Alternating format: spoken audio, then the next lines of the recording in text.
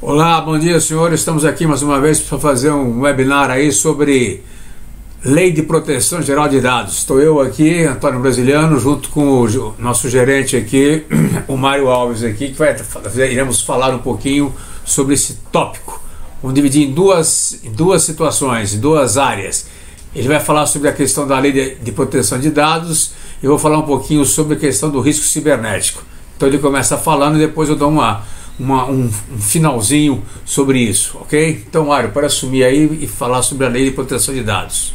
Bom, pessoal, bom dia a todos, obrigado pela presença. Então, hoje a gente vai falar aí sobre esse tema que é bem relevante aí no nosso dia a dia, que é a Lei Geral de Proteção aos Dados, e também a questão do risco cibernético, que na verdade eles estão juntos, podem estar hoje sendo tratados de formas distintas, mas são juntos, né? Estão aliados, né? Então, um momento de reflexão aí que a gente coloca é que, independente de lei, né, o cuidado aí com os dados alheios, ele sempre tem que ser algo inerente para o bom convívio da sociedade, né? Então você tem que, como obrigação, pessoa jurídica, pessoa física, você tem que cuidar desses dados. Mas infelizmente, né, isso daí é uma cultura não só do brasileiro, de qualquer parte do mundo. A gente precisa de uma regulação para gerar pânico, que é o que a gente tem percebido. Então a legislação ela tem gerado pânico. Tem empresas que de fato tem que entrar em pânico, tem empresas que não precisa, né? Na verdade você tem que fazer uma gestão baseada em risco, tá? E por que a gente só age mediante a pressão aí? Por conta dessa natureza mesmo, que é a ganância e a falta de respeito. Então vem a legislação para a gente atuar aí de forma regulada, né? De forma adequada, você respeitar os pares, né? E o que a Lei Geral de Proteção aos Dados trouxe de forma bem enfática? Ela trouxe o impacto severo, no mínimo severo, aos riscos, tá? Sempre teve legislação relacionada a isso, mas não de forma direta. Então hoje a diferença dela, como um comparativo que eu faço com a lei anticorrupção, ela trouxe o quê? Uma multa pesada, né, e uma exposição muito grande da empresa, né? Então hoje a proteção de dados, ela seja pessoal, que é a da lei, e seja empresarial, que envolve uma questão estratégica, hoje ela tem riscos de impactos muito severos, né? Então eventos recentes aí que a gente pode falar são inúmeros, né? Hoje tem bastante grupo em WhatsApp, o negócio está em voga, né? Então hoje, né? Então a Netshoes, né? Ela vai pagar aí 500 mil por danos morais, porque vazou aí quase 2 milhões de dados de clientes, né? Então e-mail, CPF, etc. Tá? É lógico que esse pagamento, né? Essa multa, ela não foi enquadrada na Lei Geral de Proteção aos Dados, porque ela ainda não está em vigor, né? Quando ela entrar em vigor, isso daí é um processo que vai girar muito mais rápido. Você pode ver que esse fato aconteceu no final de 2017, né? Então com a Lei Geral de Proteção aos Dados e agora com a agência que foi instituída aí com a medida provisória, tende a ser um processo muito mais rápido, né? Outro caso aí, né, o Google. Então na verdade ela pode ser multada aí em 9,7 milhões, tá? Também não é pela Lei Geral de Proteção aos Dados, é o que? É pelo Código de Defesa do Consumidor, né? Então, na verdade, ela não tem consentimento claro do dono dos dados para analisar conteúdo de e-mail. Isso daí foi identificado, né? Então, é algo que expõe a imagem, né? Expõe a imagem. Além da multa, é a questão da imagem. Então, tem hoje diversas empresas que usam o Gmail como ferramenta oficial de troca de e-mail. Então é um ponto a se pensar, vazamento de dados estratégicos, etc. Outra aí da questão de birô de crédito, a Boa Vista. Essas empresas com a questão da proteção de dados, essas sim, a gente entende aqui que são as empresas que estão mais suscetíveis, né? E elas estão bem suscetíveis ao que? A esse tipo de ativismo cibernético, né? Os hackers que agem por ativismo. ela teve aí um vazamento de dados de 130 milhões de empresas e consumidores, né? Então isso daí, além de com a Lei Geral de Proteção aos Dados, além de ela ser passível de tomar uma multa, isso mancha a imagem dela, né? E a mesma coisa o CIA, então vazou dados do cartão presente deles. Também foi o que? Um ativismo cibernético, né? Então o número do cartão, CPF, e-mail e etc. Tá? Então com a lei geral aí, isso daí vai se tornar muito mais passível de punição, e a punição possivelmente vai ser muito rápida, tá? Mas quais são os aspectos, né? Então a ideia aqui já tem bastante evento, né, de Lei Geral de Proteção aos Dados, mas a gente quer colocar aqui, o nosso objetivo é colocar os aspectos da lei com uma gestão baseada em risco, né? Fazer essa interface, né? Então a lei, a proteção de dados, ela é uma preocupação no mundo de forma muito incipiente desde a década de 70. Então ela iniciou lá na Alemanha, tá? É lógico que aqui não estão todas as legislações, todos os marcos são os principais aí, tá? Então começou lá na década de 70. A partir, tá, de meados dos anos 90, que está representado ali com aquela risca vermelha, o que acontece? Você começa a ter a internet já se capilarizando, as pessoas tendo acesso à internet, lógico que aquela internet de escada, etc. Em 95 saiu o grande marco, que é o da União Europeia, que vai ser atualizado, né, que é o regulamento hoje que forçou o mundo inteiro praticamente a ter esse tipo de regulamento, que é o GDPR, que é a Lei Geral de Proteção aos Dados da União Europeia, que foi em 2018. Mas nesse interim, você vê que o Chile, a Argentina, o Uruguai tem uma lei específica. Inclusive a Argentina e o Uruguai, elas são os únicos países hoje da América do Sul que vamos dizer um termo aí, certificada pela União Europeia como referência, e ela pode trocar dados com a Europa de forma tranquila, porque ela teve essa comprovação. O que a gente consegue ver com essa linha do tempo aí? Que já existe um volume grande de leis aí desde a década de 70, abrangendo meios online e offline. Isso é importante. Então a lei, ela não fala só do meio online, ela fala do offline também, que é o dado que você troca, dados pessoais que você tem, por exemplo, do seu RH, né? E a gente vê um atraso aí do Brasil em 50 anos, né? Apesar do que de existir diversas leis setoriais que tratavam desse tema especificadamente, tá? Então, o que é um dado pessoal que a lei ela trouxe? Na verdade, é um dado de uma pessoa natural. Então, a lei ela é específica o quê? Para dados pessoais de pessoas, não são dados da empresa, tá? E ela classifica de duas formas bem específicas. O dado pessoal é o dado que te identifica como RG, CPF, etc. E dados pessoais sensíveis são dados que podem gerar discriminação, que é o quê? Opção sexual, religiosa, se você é vinculado a sindicato, partido político, etc. São dados que não necessariamente as empresas precisam ter acesso, tá?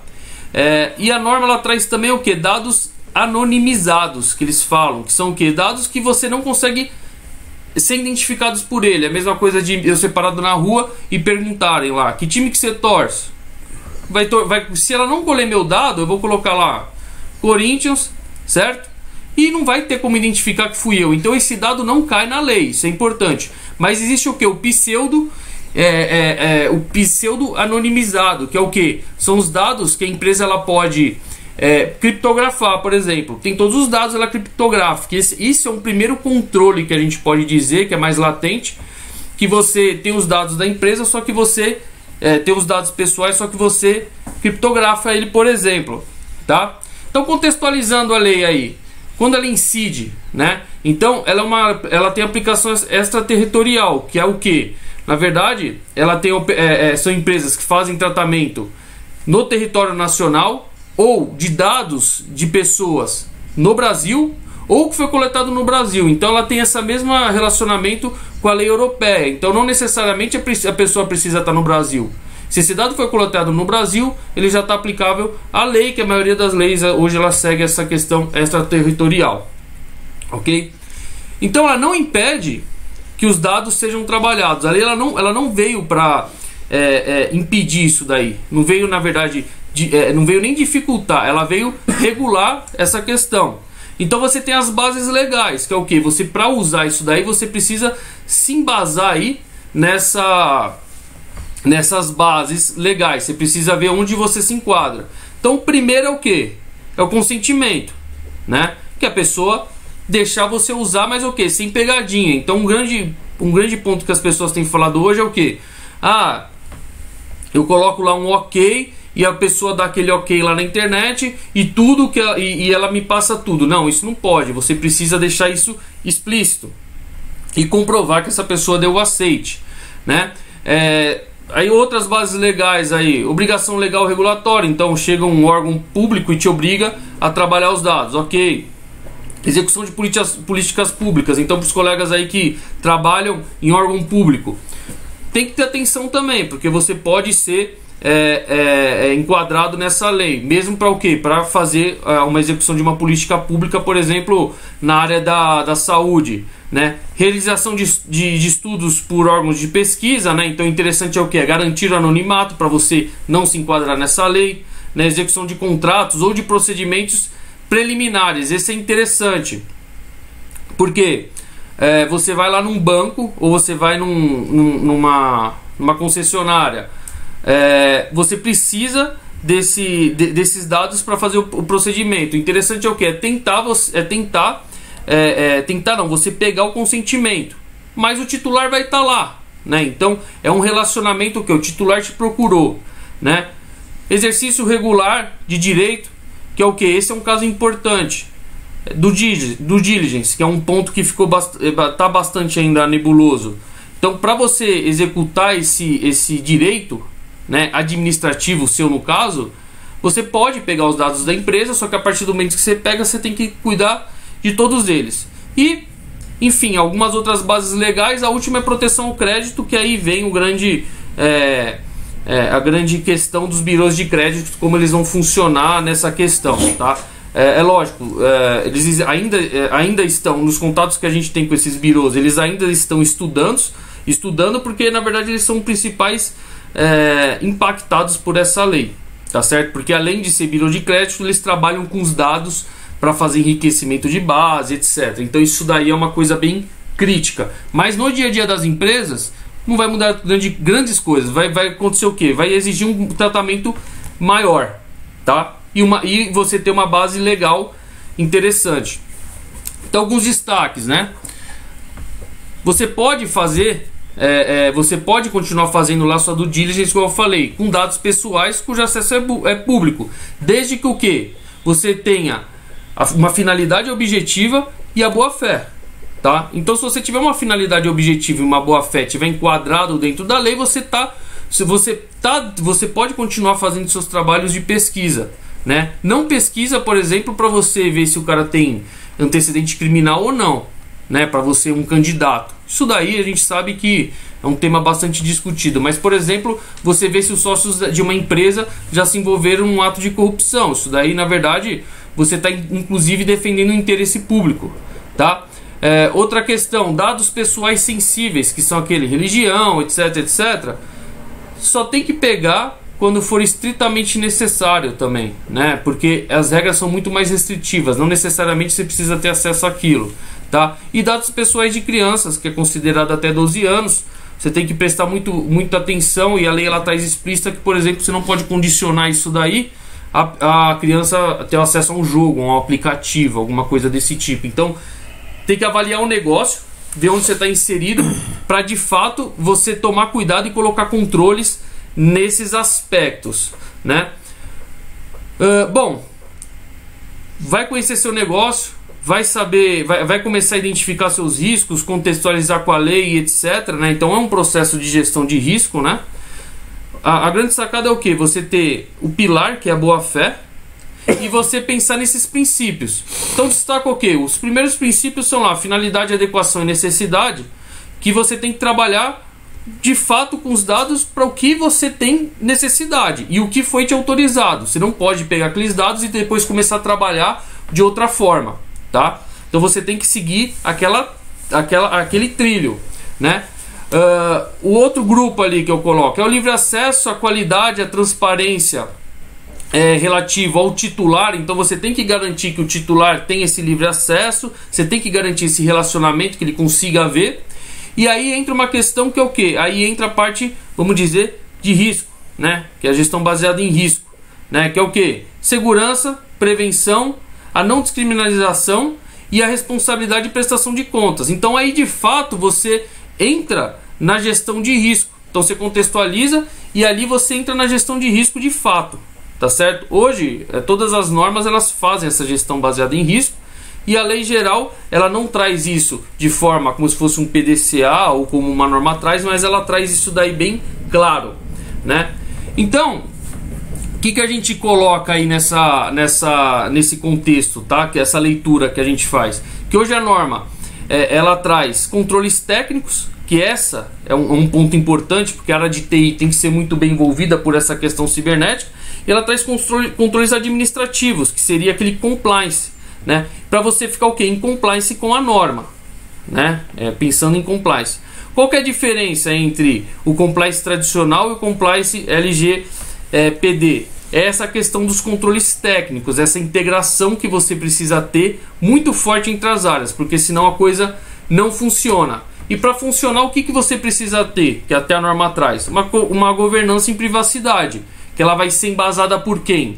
Pelo Data Protection Officer, né? Que na norma, né, na lei, ela era instituída uma pessoa, né? Mas agora com a medida provisória foi aberta a possibilidade de ser uma pessoa jurídica, ser um comitê, um grupo de trabalho na empresa, tá? Que tem essa responsabilidade. Então, para você fazer a governança, qual a nossa leitura, qual que é o PDCA que você tem que fazer aí, tá? Isso equiparado com a lei. Processo de gestão de risco, contextualizar, saber onde você se enquadra na lei, que tipos de dados que você tem, estrutura de controles, né? Controles administrativos e controles tecnológicos, né? Protocolo de resposta, né? Se acontecer, porque o risco nunca vai ser zero, você tem que ter um protocolo e monitoramento e avaliação, ok? Para fazer essa gestão baseada em risco, e seu controle está o quê? Equiparado ao seu risco. Então, se você tem um baixo risco para a Lei Geral de Proteção aos Dados, ou os cyber, seus controles têm que estar adequados e você vai investir em outra área, tá? É essa adequação. Se você não conhecer os seus riscos, talvez você coloque controle desnecessários, tá certo? E aí é isso daí. Então essa era a contextualização. Agora o brasileiro vai falar sobre a gestão de risco cibernético de fato. Bom, pessoal, o que o Mário quis dizer com vocês aqui, eu acho bacana só voltar nesse slide aqui que ele fala sobre a questão da governança versus a gestão baseada em risco. Isso é importante, esse slide, que vocês gravem bastante, porque tem a governança bem no centro e a gestão de risco como um pilar aí principal, tá certo? Então a lei, ela é baseada, na verdade, indiretamente, subrepticiamente, na gestão baseada em risco. Por quê? Porque na verdade ela embasa todo o processo, né? Toda a sua estrutura na questão de você colocar os seus controles em cima das suas fragilidades. Então a empresa tem que saber, na verdade, as suas fragilidades. E aí entra a questão cibernética. Por que cibernética? Porque a proteção dos dados pessoais, entram os dados estratégicos da empresa, ela está vinculada diretamente à questão cibernética. E aí eu não posso deixar de falar com vocês que estamos vivendo aí, na verdade, a quarta revolução industrial, obviamente. Estamos vivendo aí, nessa quarta revolução industrial, a internet das coisas. A internet das coisas possui uma característica fundamental que mudou e muda a forma como nós estamos vivendo, e possui uma característica básica, a questão da conectividade. Então isso é fundamental. Tendo conectividade, tudo fica muito mais fragilizado. Então isso é um ponto para a gente poder pensar e raciocinar. Tanto é que a quarta revolução industrial, ela traz para nós 4 riscos estratégicos. O primeiro é a interconectividade, tudo está ligado a tudo. O fluxo de informação não tem mais fronteira, ou seja, as fronteiras não existem mais, se acabaram. Com isso, a mudança do ambiente de trabalho vai ser completamente outra. Posso trabalhar em casa, posso trabalhar hoje dentro do carro, posso trabalhar hoje dentro do avião, posso trabalhar dentro do aeroporto, trabalho em qualquer lugar, num cybercafé, à vontade. Quer dizer, então o IoT faz de trabalhar em qualquer lugar. E obviamente tem um ponto negativo, eu tenho um gap, faz um gap crescer muito grande com a questão da desigualdade social e das riquezas. Então tem países que vão acompanhar, na verdade, essa tecnologia, e tem países que vão ficar numa camada ainda inferior. E isso cria, na verdade, essa desigualdade que estamos vivendo agora já, que está acontecendo com o Brasil, inclusive, Venezuela sofrendo aí as desigualdades que está sofrendo, né? O próprio Haiti vindo para cá, para o próprio Brasil, né? E vai ter o quê? A questão de terrorismo aumentando, a questão de ataque cibernético aumentando, tá certo? Então isso vai acontecer e está acontecendo. Isso o Fórum Mundial já está prevendo que é um dos pontos negativos que a quarta revolução está trazendo para a gente. Mas isso faz parte do processo e faz a gente, da área de riscos, nós temos que gerenciar. Não tem como a gente escapar disso, tá certo? O ambiente cibernético, a segurança cibernética é a segurança desse mundo virtual. Não tem como a gente querer sair. Então pega a internet, pega as pessoas, pega as organizações, pega os dispositivos de tecnologia de uma forma geral e pegam as redes que se conectam. Então isso tudo é o mundo cibernético. Então quando a gente vai pensar em dados pessoais, dados estratégicos da empresa, eu estou pensando nisso. E aí entra um framework que a gente sugere, que a gente passa para vocês, tem que ser utilizado. Quer dizer, é um framework que é baseado num framework mãe que nós já utilizávamos, tá certo? Onde eu vou focar num ponto que eu acho crucial. Esse framework cibernético, especificamente falando, ele está embasado, né, focado num ponto claro, que é a classificação de dados e informações, senhores. Se a empresa e se os senhores não souberem classificar, ter uma política de classificação de dados e informações, aonde hoje aqui no Brasil e no mundo, mas hoje no Brasil nós não temos isso de forma oficializada, de forma formalizada, tá certo? Não caminha, não tem como a gente caminhar. Então eu tenho que ter dentro da minha empresa, saber quais são as informações que eu considero mais relevantes, mais impactantes, para poder protegê-las. Então isso é um ponto fundamental. E isso, senhores, as empresas não possuem.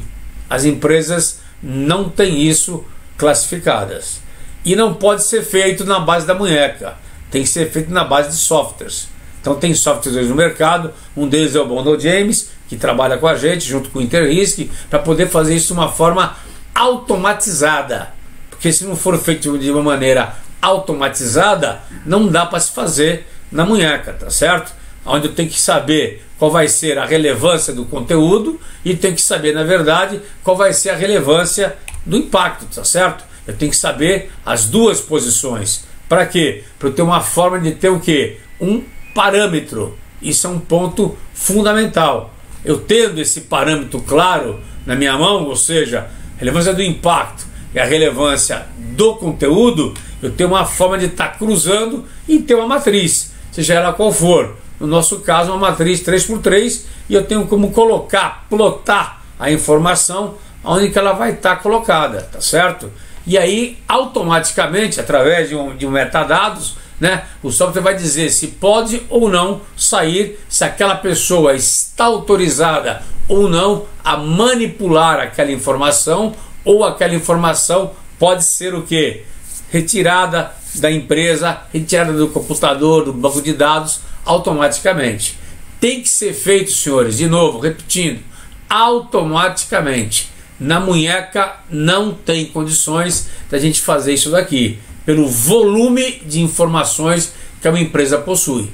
Não tem condições de você estar classificando na mão, como nós fazíamos, né, há 15 anos atrás, 10 anos atrás, uma classificação na mão, e olhávamos o documento para dizer se era, né, sigiloso, secreto, etc. E a gente classificava e não deixava sair. Impossível. Não dá para se fazer isso na mão mais, tá certo? Não tem condições. Então tem que se fazer uma política de classificação.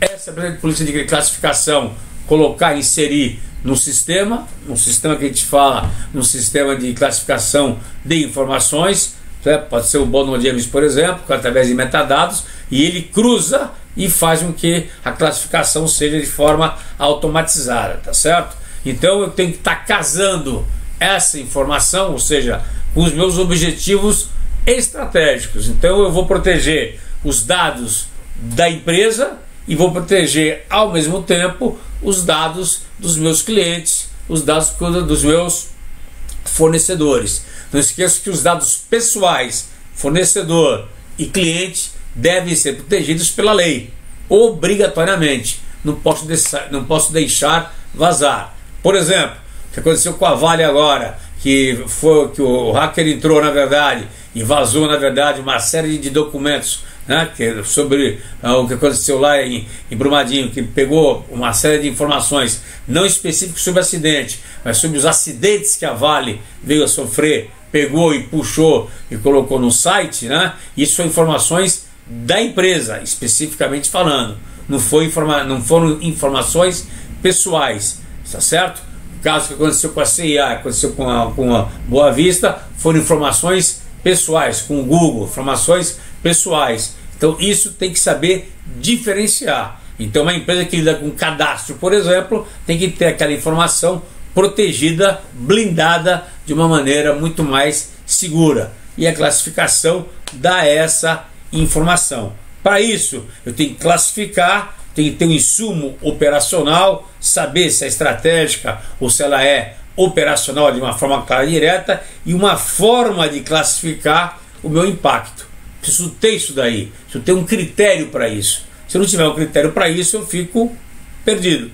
Então eu não tenho como ter uma forma de classificar a informação, se ela é uma informação estratégica, uma informação tática ou uma informação operacional. Então o framework começa do risco cibernético com o quê? Em classificar a informação. O que seria um BIA, por exemplo, de processos, né? O Business Impact Analysis de um processo, por exemplo, de uma área dentro de uma empresa. Em termos de informação, eu preciso ter também. Numa matriz, eu teria o que? A priorização das informações que eu poderia tratar, poderia blindar essas informações. Com o quê? Com recurso, na verdade, com meios, na verdade, tecnológicos, para poder estarem mais protegidas. Esse é o objetivo principal que os senhores, que nós temos que ter. Nós, da área de riscos, nós temos que enxergar isso. Se nós não enxergarmos isso, eu não posso proteger tudo.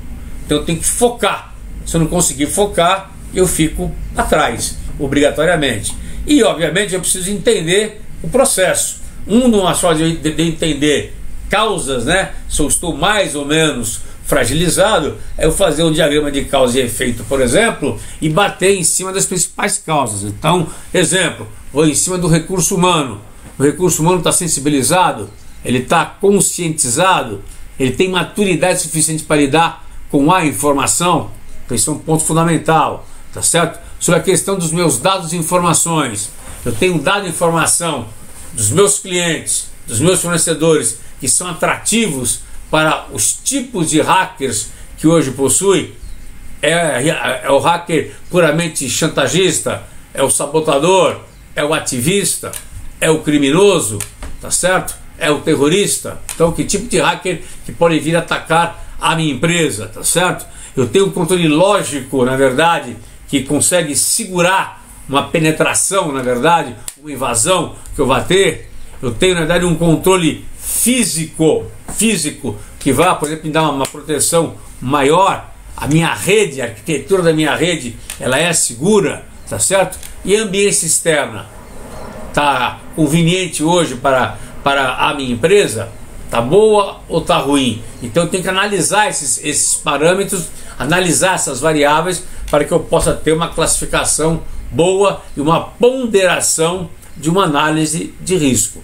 Então esses são pontos fundamentais hoje, senhores, que a cibernética exige que nós tenhamos para poder estar fazendo o quê? Uma boa análise de risco. Sem essas, na verdade, esses insumos, eu vou estar chutando, a lei vai estar colocada, como falou bem o Mário aqui, e eu não vou poder, na verdade, estar fazendo o quê? Uma classificação, na verdade, sobre isso, tá certo?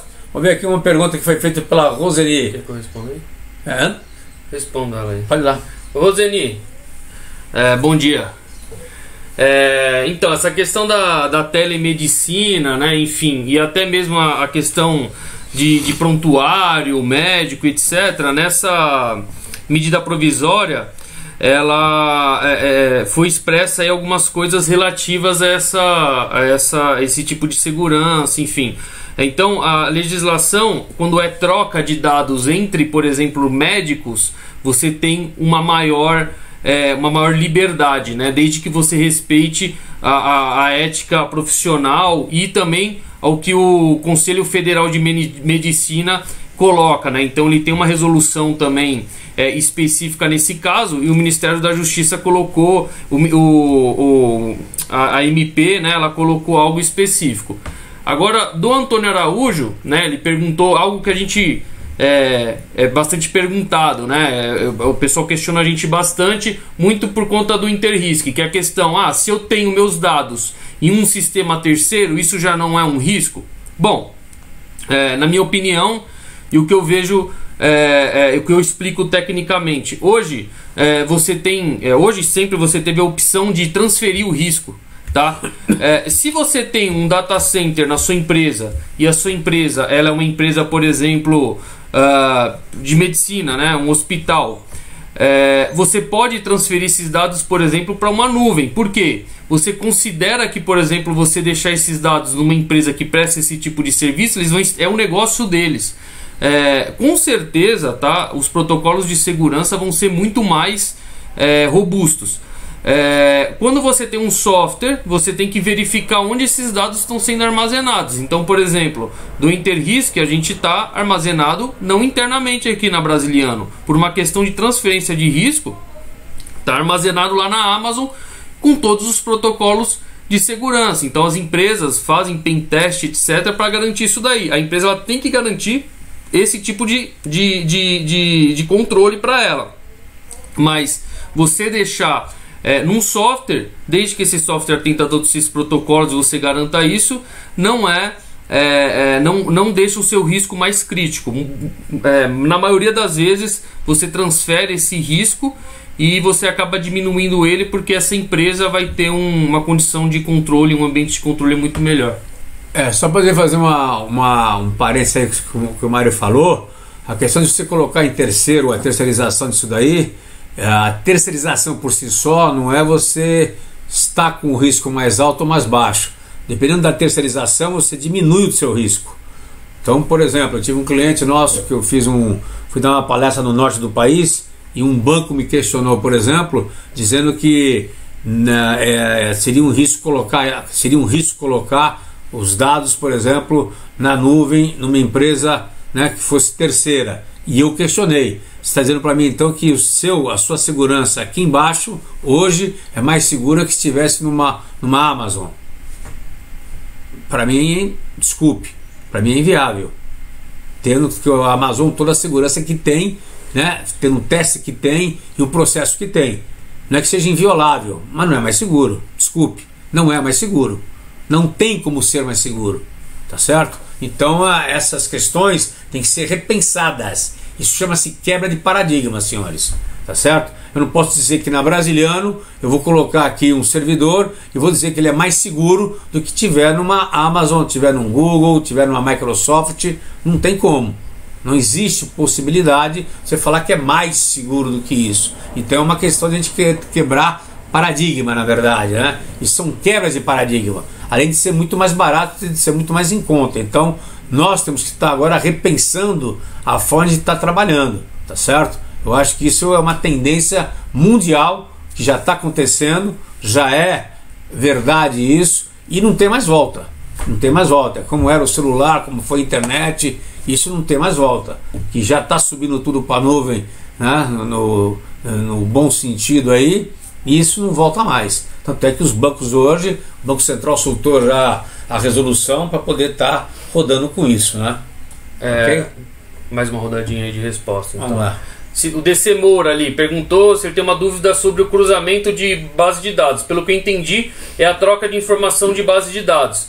Você precisa informar o titular, que é o dono dos dados, para fazer essa troca, tá? Então você tem que informar 100%, tem que ter mecanismos para isso, tá?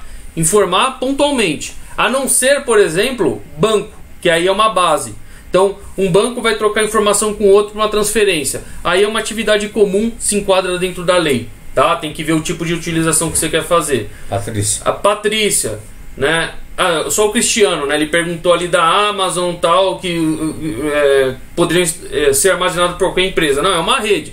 Na verdade, mesmo o servidor estando nos Estados Unidos, a lei ela é transnacional, então se aplica a lei. E a gente também, a Brasiliano, por exemplo, com os dados que a gente tem na rede, a gente tem que garantir essa segurança, a gente que seria responsabilizado, é um risco nosso.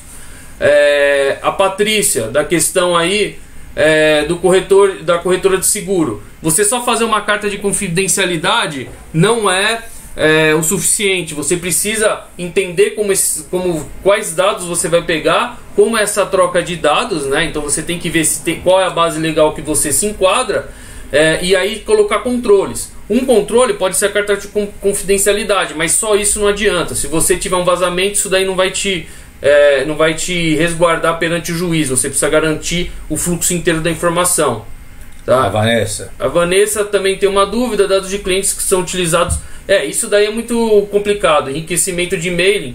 Na verdade, se você pegar o dado lá para você de um cliente, por exemplo, o e-mail dele, né, e o nome, e você falar que você vai usar para mailing, ok, vou usar isso para mailing, e ele autorizar, beleza. Agora, se você pegar esse cadastro, ele vai na sua loja, por exemplo, e você faz um cadastro que é para, por exemplo, promoção, assim, etc. E você pega e começa a mandar 1 milhão de e-mails para ele. Não cumpriu a finalidade, tá? Aí entra a questão da finalidade. Você tem que deixar claro para que ele quer, para o que você vai utilizar.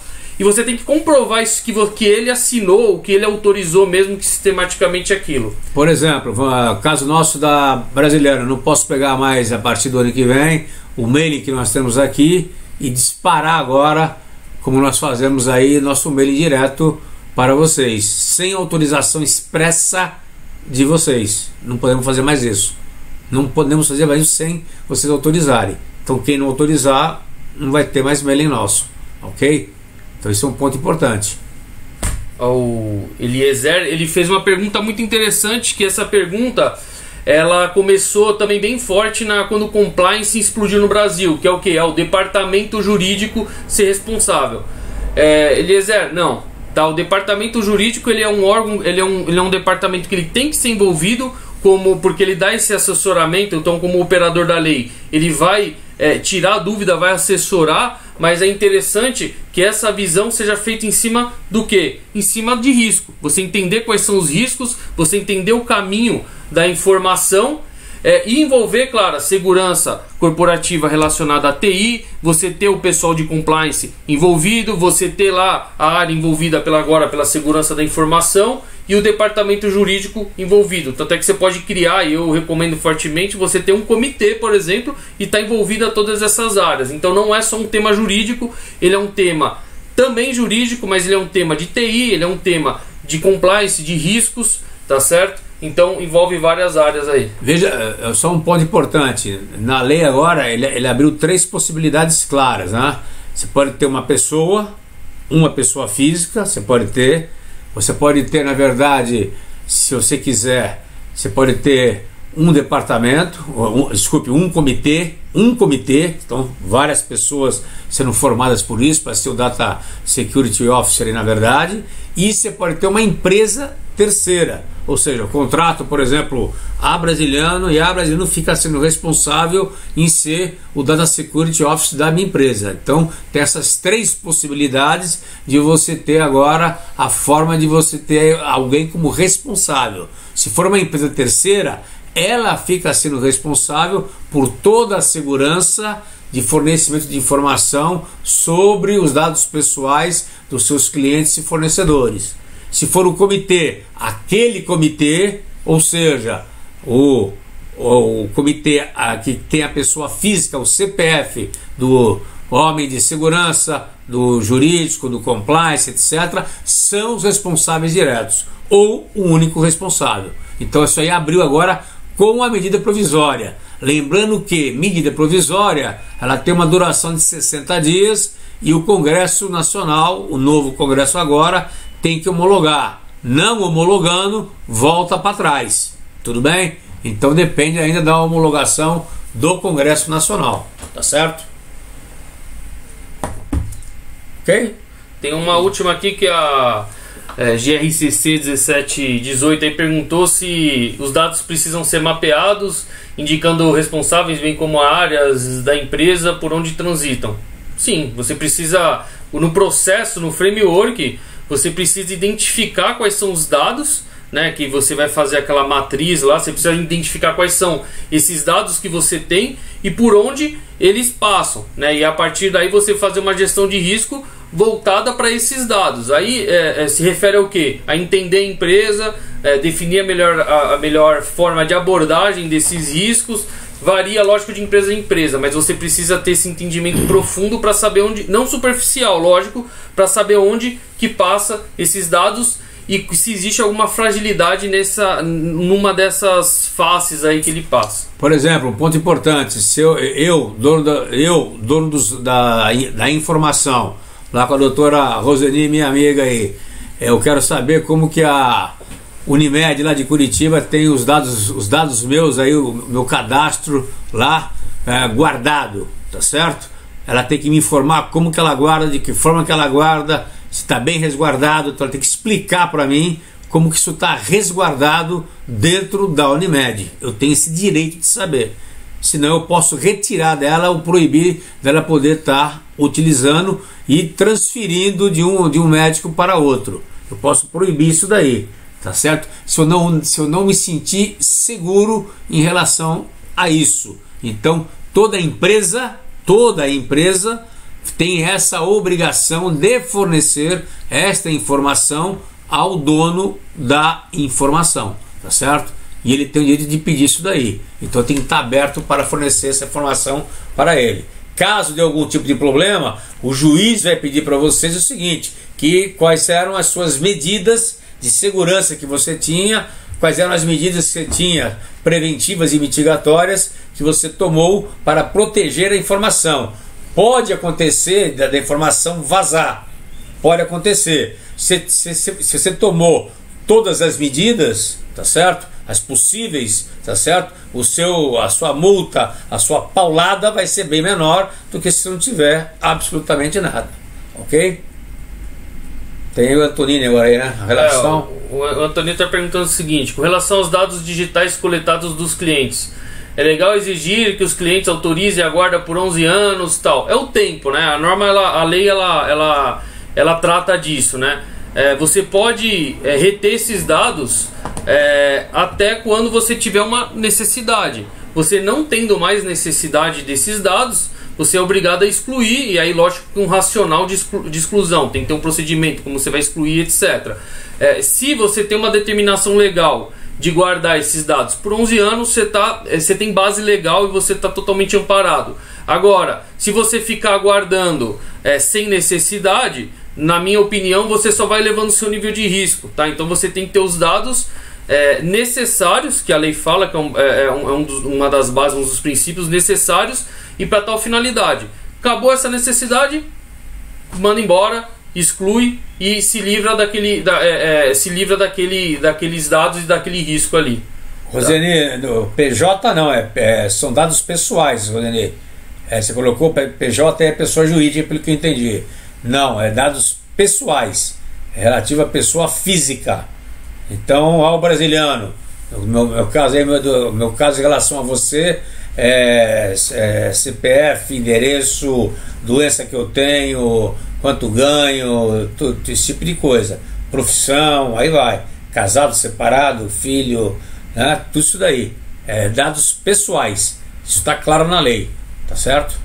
E aí só o Lorival ali perguntou: a empresa pode usar os dados e informações de e-mails e equipamentos da empresa para eventuais trabalhos internos? Aí entra aquela questão, né? se o dado, se o computador é da empresa, o e-mail da empresa, você tem direito, porque aqueles dados na verdade é da empresa, não é da pessoa, né? Teoricamente você só pode trocar e-mail profissional com o e-mail da empresa, então não vai ter nenhum dado pessoal seu, vai ser dados da empresa. Sim, você pode pegar esses dados, sim. O e-mail funcional da pessoa não é da pessoa. O meu e-mail, que é da Brasiliano, por exemplo, é o e-mail da Brasiliano, não é meu, né? Eu estou em posse dele, né? Enfim. E aí esse prazo de 11 anos, não, o Antonini, não está previsto. Ela não fala em prazo, ela fala que se você tiver que ficar com 11 anos, ok. Se você tiver necessidade de ficar 5 anos, ok, tá? A não ser que a pessoa chegue lá e fale assim, ó, o titular chegue lá e exclua. Aí você vai ter que avaliar. Se você tiver necessidade legal de ficar com esses dados por 11 anos, você tem o direito de negar. Você fala assim, eu não posso excluir porque você autorizou e eu tenho o direito legal de ficar com esses dados 11 anos por uma questão legal, né? Então é uma questão legal, não porque você quer, é uma questão legal. Mas se não me engano aí, acho que legalmente acho que são 5 anos que a lei brasileira pede, não é isso? Se não me engano, são 5 anos que a lei brasileira exige que você guarde os documentos, imposto de renda, se não me engano. Mas tem a legislação nossa já pede que você guarde isso daí durante 5 anos, se não me engano, tá certo? A lei cobre brasileiros de outros países, sim senhor, vale isso aí para todos os países. Ele entra com base legal para poder acionar outros dados vazados, enfim. Isso vale. Aí você vai ter amparo legal da mesma forma que o europeu tem, e aí você tem que acionar as instâncias, aí entra no mundo jurídico aí, né? E os dados que precisam ser excluídos podem ser apenas os sensíveis. Posso manter os dados cadastrais? Não necessariamente você precisa excluir todos os dados, né? Na lei, assim, ela não fala claramente, né? Ela fala que você tem que excluir ou por solicitação do titular. Você só não pode, você tem o direito, aliás, você tem o dever de não excluir se você tiver uma obrigação legal. Então, se tiver um órgão lá falando que você não pode excluir, você fez uma operação, por exemplo, você deu um crédito, e aí existe uma lei que te obriga a reter os dados dessa pessoa por 5 anos, e a pessoa um mês depois pede para você excluir, você não pode se amparar na lei de proteção aos dados falando, ele pediu para excluir, porque a lei fala, você só tem o dever de excluir se você não tiver um direito de excluir, exatamente. Agora, se for numa loja, se for aqui na Brasiliana e o cara pedir para excluir amanhã, eu tenho que excluir amanhã, porque a lei não me assegura essa garantia. Então, se ele pedir, eu preciso tirar tudo. Não são só os dados que você colocou aí, não. Todos os dados. Beleza. E a última aí você vai ter a matéria aí. Cibernético já tem, né? No MBS? Não, no MBS não tem. Também tem no MBA. No MBA já tem, Leonardo. No MBS não tem ainda não. Ok? Ok. Descaracterização dos dados atenderia? Descaracterização dos dados é aquela questão da pseudo anonimização, né? Então você tem lá meu dado, meu nome, meu CPF, meu RG. Você criptografa isso. Ela está ainda enquadrada na lei, viu? Porque se alguém chegar lá e conseguir descriptografar isso, você vai responder, né? Responde pelo exatamente. Processo. Agora, o que não é, o que é anonimização é o seguinte: só falar assim, igual eu falei, qual religião você é? Sou católico, sou evangélico. Isso daí não te identifica, é impossível identificar a pessoa que respondeu, tá? A criptografia é uma medida de controle. Pode ser feita. Tudo bem então, pessoal? A ideia nossa foi falar sobre a legislação, falar um pouco sobre a questão do risco cibernético, dar esses 2 macetes aí para vocês. Classificação é importantíssimo e saber o seu grau de risco. Ponto falho que hoje as empresas cometem mais é não ter uma política de classificação e não ter uma classificação automatizada. Tem que ter automatizada pelo volume de informações, de dados que hoje as empresas possuem. E esse é o ponto mais crítico que nós temos hoje de uma maneira geral. Ok? Tem mais uma ali, a última lá. Caso eu tenha uma base legal. caso eu tenha uma base legal para tratar o dado, Mesmo assim. mesmo assim que não, aí você tem uma base legal, né, para tratar o dado. Essa base legal é um amparo. Então, por exemplo, você é uma loja, você tem uma base legal para você pegar aquele e-mail, porque você quer fazer marketing, por exemplo. Você vai precisar do consentimento dele, certo? Agora, diferente de um hospital. Hospital, a pessoa, para ser atendida, ela tem que dar dados sensíveis, ela tem que falar se teve doença, etc. Ela necessita muito daquilo. Então, sem aquilo ela não consegue trabalhar. Então, não necessariamente ela vai precisar de um consentimento, tal, mas ela tem que garantir que aqueles dados ali não sejam vazados, tá? Então, mas o hospital, a clínica e o médico não pode deixar vazar. Ele pode trocar a informação de acordo com o que manda o Conselho de Medicina, a questão ética, médica, etc. Mas não pode deixar vazar, tá certo? Isso é importante. Tanto é que um dos pontos sensíveis aí, quando teve a invasão, o ataque de hacker aí no mundo inteiro, quando teve o sequestro das informações, eles atacaram principalmente hospitais, tá certo? Para poder pegar as informações sensíveis, né? Que foi informações sensíveis de pacientes. Então, o ponto fundamental é isso, ok? Senhores, obrigado pela paciência de vocês. Mais uma vez, estamos aí à disposição e aguardamos aí o próximo webinar aí com vocês. Ok? Muito obrigado. Obrigado.